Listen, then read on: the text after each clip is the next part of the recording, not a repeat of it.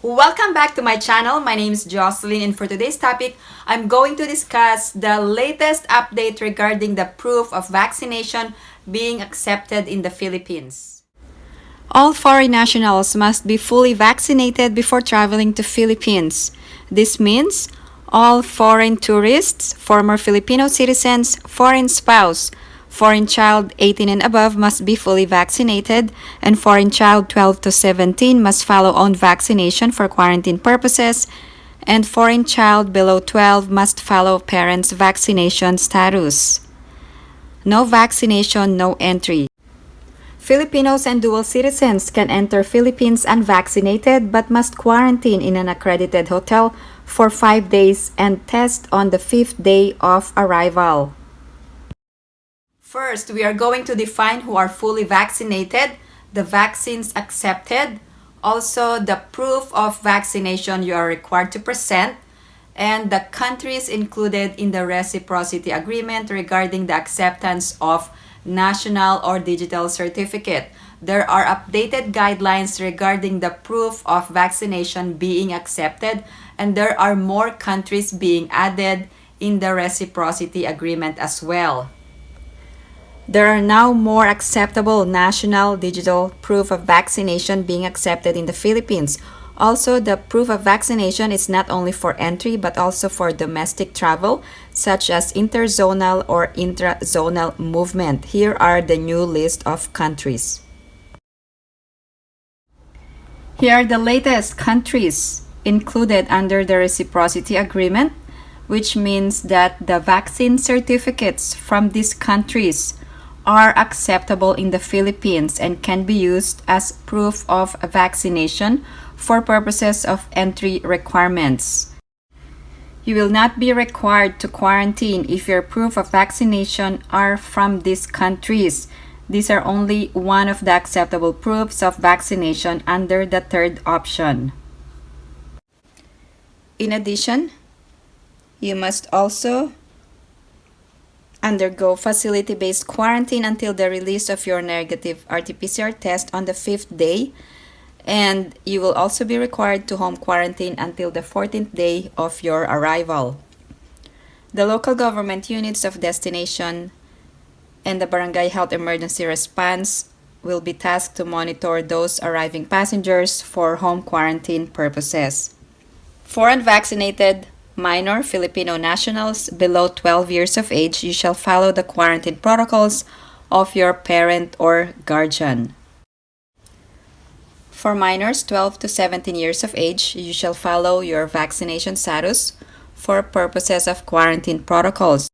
So if you're unvaccinated, you will have 5 days of hotel quarantine and you will be tested on the 5th day. First, let us define who is fully vaccinated.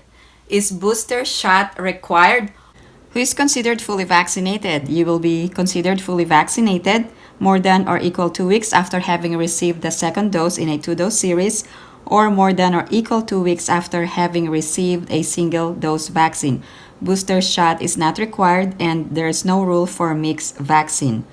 Now here are the vaccines allowed. Emergency Use Authorization List or Compassionate Special Permit issued by the Philippine FDA, or Emergency Use Listing of the World Health Organization. Here are the approved vaccines for use in Philippines. Novavax formulation, Pfizer, also Moderna. Other vaccines are Sputnik, Janssen or Johnson & Johnson, Oxford AstraZeneca, Covaxin, and Sinopharm, and also the Sinovac vaccine from China is also acceptable. Let's talk about the proof of vaccination. Only one option is required. You don't need to present more than one option to show proof of vaccination. Option 1, World Health Organization, ICV, or the yellow card, and the countries are not specific. For those who are asking if the ICV is being required from US passengers, the answer is no. Passengers from the US do not need to present World Health Organization ICV or the yellow card. Let's move on to the second option. The second option is the VaxCert PH, especially if you are vaccinated in the Philippines. Let's move on to the third option. These are the list of countries with acceptable proof of vaccination, and it could be a national or digital certificate or a printed copy which has accepted VaxCert PH under a reciprocal arrangement. The Philippine government just updated the specific countries. Also, passengers from the US can present the CDC card as a stand-alone proof of vaccination, and it is acceptable under the third option. So you don't need to secure another ICV or yellow card. The fourth option is other proofs of vaccination permitted by the IATF. Many are asking if the CDC card is an acceptable proof of vaccination if you are coming from the US. Yes, the CDC card is an acceptable proof of vaccination, which is covered under the third option, the national certificate or a printed copy can be accepted in the Philippines based on reciprocity agreement. Here's the latest arrival protocol. So once you are admitted in the Philippines, you are no longer required to observe hotel quarantine or facility-based quarantine, but only monitor or self-monitor for any sign or symptom for 7 days, with the first day being the date of arrival, but you are required to report to the LGU should you have any symptoms. If you are unable to comply with the proof of vaccination or your proof of vaccination was not accepted, you will not be denied entry. There was an updated IATF Resolution 160D revising this A3 under 160B. So in short, you will not be denied entry.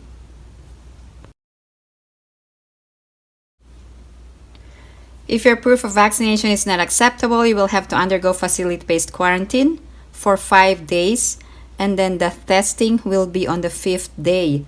You will have to undergo home quarantine after your facility-based quarantine, and you will have to do that until your 14th day of arrival. Now, the local government unit of destination and the Barangay Health Emergency Response Team, they are tasked to monitor those arriving passengers undergoing home quarantine. Here are the latest COVID isolation rules in the Philippines for both vaccinated or fully vaccinated or partially vaccinated or unvaccinated. So there are two categories. First, quarantine if you are a close contact, 5 days for fully vaccinated and 14 days for partially vaccinated or unvaccinated. Please take note there will be strict observance of health protocols up to 14 days or monitoring up to 14 days. The rules are different if you are COVID positive and you must isolate. Here are the rules for fully vaccinated. First, you must undergo 7 days of isolation from onset of symptoms or positive test. If you are partially vaccinated or unvaccinated, it will be 10 days of isolation from onset of symptoms or positive test. If your proof of vaccination has been accepted in the Philippines, even though there is no reciprocity agreement, please share in the comment section below. Also, if your proof of vaccination got refused, can you please share your experience as well? If you have any other questions or comments, please post them down below and I will get back to you as soon as I can. Thank you guys for supporting my channel, and if you haven't liked this video, please give it a big thumbs up. And if you haven't subscribed to my channel, please subscribe and hit that notification bell. I always welcome new subscribers. Thank you guys for supporting my channel. I hope everyone is staying safe and have a great day.